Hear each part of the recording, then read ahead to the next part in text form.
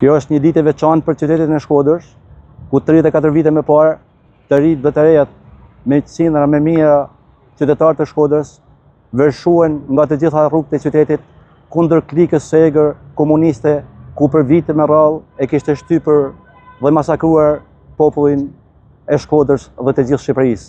Ishte dufi dhe urrejtja e popullit ndaj atij regjim diktatorial ku vetëm të këqija mund t'i përmendim që nga internimet, burgosjet, konfiskimet e me radhë. Të rinjtë të rejat në ato vite u çuan kundër bishës së egër komuniste, në atë kohë bërtisin të gjithë e duam Shqipërinë si gjithë Evropa.